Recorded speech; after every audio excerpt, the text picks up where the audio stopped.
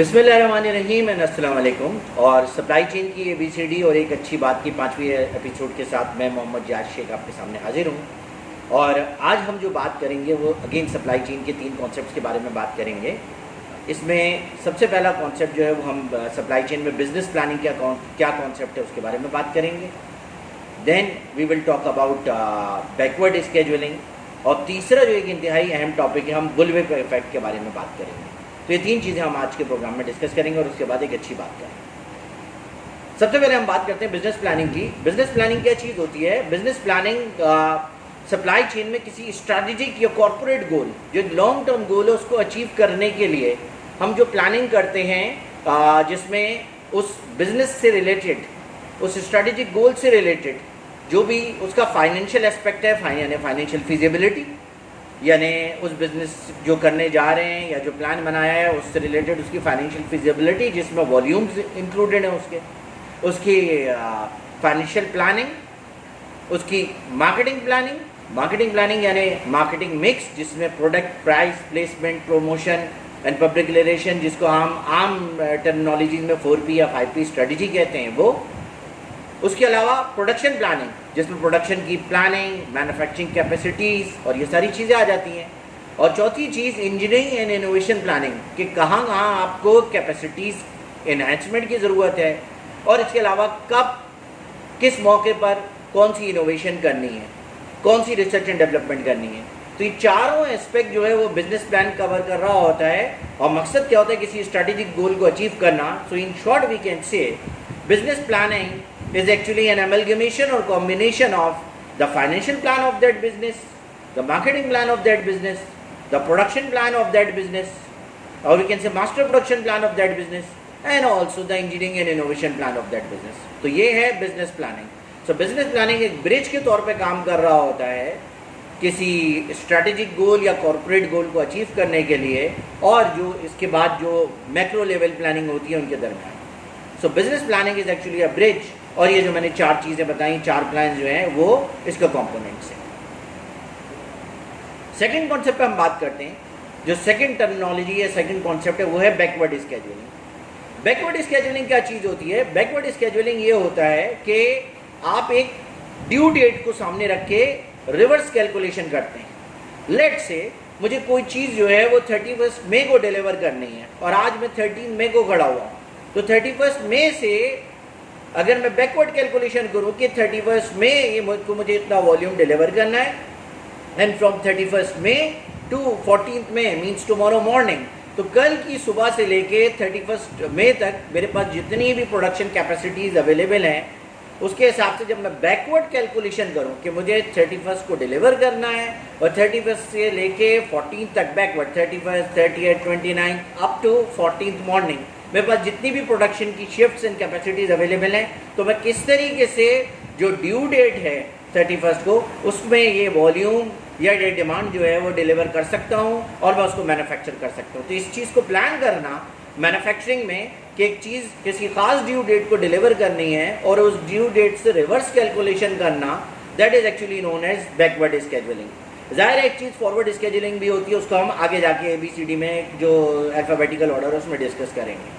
But backward scheduling ये है, from due date you will start and you will come to the present date where we are residing और sitting as of now. तो that is actually backward scheduling. अब आते हैं हम तीसरे concept की तरफ। जो तीसरा कॉन्सेप्ट या टर्मिनोलॉजी वो है बुलविप इफेक्ट। अच्छा, बुलविप इफेक्ट के बारे में बहुत सारी चीज़ें हैं। सबसे पहली चीज़ मैं हमेशा एम्फसाइज करता हूँ कि इसको इसके नाम से जो है वो समझिए। बुलविप इफेक्ट, बुल कहते हैं बैल को, और विप कहते हैं चाबुक को।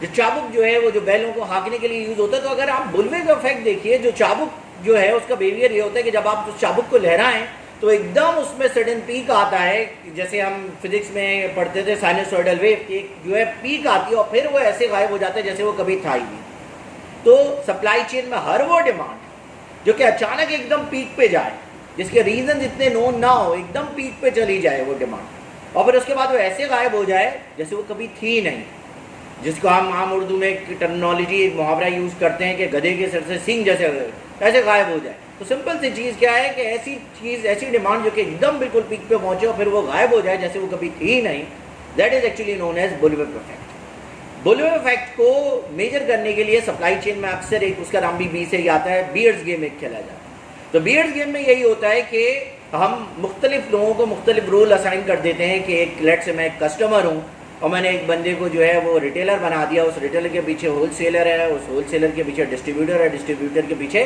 फैक्ट्री है। तो इसमें भी बिल्कुल यही होता है बियर गेम में कि मैं लेट से जाऊँगा और खामोशी से एक डिमांड जो है वो बता दूंगा रिटेलर को, रिटेलर वो डिमांड खामोशी से बता देगा किसको, होलसेलर को, होलसेलर वो डिमांड बताएगा डिस्ट्रीब्यूटर को, और डिस्ट्रीब्यूटर वो डिमांड बताएगा मैन्युफैक्चरर को। अब क्या होगा, आम जिंदगी में भी ऐसी होता है, कोई हम एक दूसरे को देख तो नहीं रहे होते ये सारे स्टेक होल्डर्स एक दूसरे को, तो क्या होता है कि हम एक तरह से एक प्राइवेसी मेंटेन रख के ये गेम खेलते हैं। और क्या होता है उसमें, जैसे जैसे मैं डिमांड अप एंड डाउन करूंगा तो उसके हिसाब से क्या होगा, रिएक्ट करेगी पूरी चेन, सारे ये स्टेक होल्डर्स यानी रिटेलर, डिस्ट्रीब्यूटर, होलसेलर और मैन्युफैक्चरर। और इसमें क्या होता है कि जब मैं अपनी डिमांड कम ज़्यादा करूंगा तो उस हिसाब से क्या होगा, वो अपने पास ज़्यादा इन्वेंट्री रखना शुरू हो जाएंगे।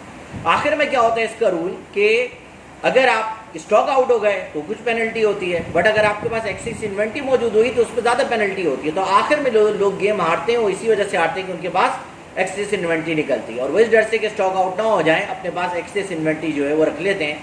तो ये बिल्कुल वैसी है कि आप फोर्सी कर रहे होते हैं, मार्केट में एकदम डिमांड जो है वो जो है शूट हो रही है, अक्सर जा रहा है उसमें, और आप उसकी वजह से क्या है वो एक्स्ट्रा स्टॉक या एक्स्ट्रा मटेरियल जो है अपने पास इन्वेंट्राइज करते जाते हैं, अपना वर्किंग कैपिटल उसमें ब्लॉक करते जाते हैं, और आखिर में क्या होता है, you land into a situation of bullwhip. तो बुलविप क्या है, एक बैल को हाँकने वाला जो चाबुक होता है उसी तरह का एक इफेक्ट है कि एक ऐसी डिमांड जिसका कोई वजूद नहीं है, बट उसमें एकदम किसी ड्यू टू XYZ रीजन जो है उसकी वजह से एकदम पीक आए, और फिर उसके बाद वो ऐसे गायब हो जाए जैसे वो डिमांड कभी थी नहीं।